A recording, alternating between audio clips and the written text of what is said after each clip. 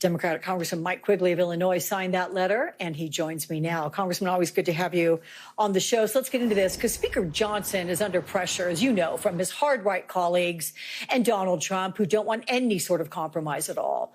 So would you offer up a carrot and let him keep his gavel if he defies his right flank and backs a bipartisan deal?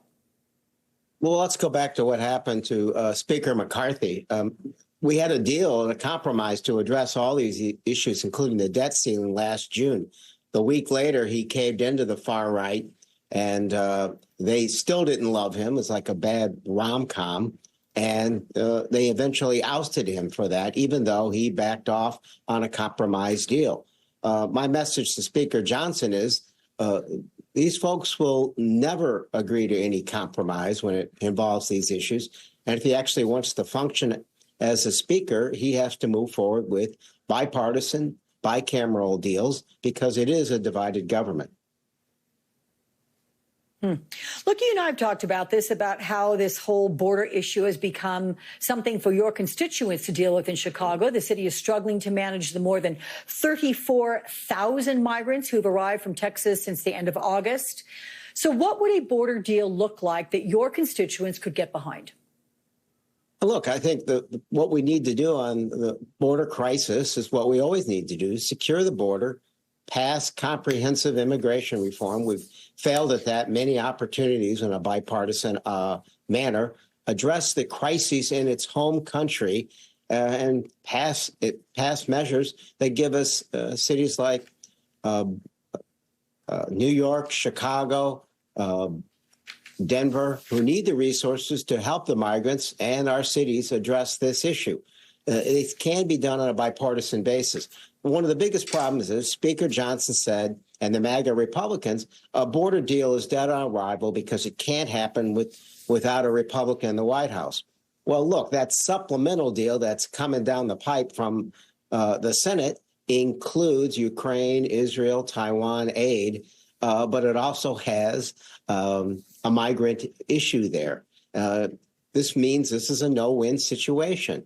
So if you're serious about this, pass these things individually, or understand that you're going to have to tie these together to get this done. Every single one of them is critical, but you can't let a critical foreign policy issue be tied to a partisan issue that you've already agreed to something that won't happen. So this bargaining chip that you're referencing by the White House in order to get Ukraine aid passed, this week the president's aides told lawmakers in a private meeting that Russia could win the war within weeks if Congress doesn't act. That's according to two people that are familiar with that meeting. Look, you're co-chair of the Congressional Ukraine Caucus. Are Republicans hearing these alarm bells? Can you explain what's at risk? Well, look, I think about half the Republicans are for helping Ukraine, if you look at a vote we had about 2 months ago. But for the slight majority of the Republican caucus, the Reagan doctrine is dead, that we will always support our allies against Russian aggression. So I think they get it. I think many of them are simply opposed to this because candidate Trump is, and they don't want to offend candidate Trump and his base because they're in Republican primaries too. So they understand what's at stake. And unfortunately, the slight majority of them aren't acting responsibly. I don't think Ukraine will ever give up. I don't think Putin can actually ever win the war in the sense that he would take over all of Ukraine. The tide would be turned. Many, many lives would be lost. Our reputation in the world would be devastated as someone who doesn't stick with our allies.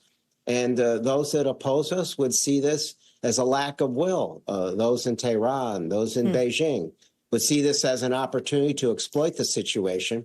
And all they have to do is wait until, in their minds, Trump becomes president, and then all is fair game. Okay, Congressman Mike Quigley, I know it's a very important issue to you, and I thank you for sharing all of that with us.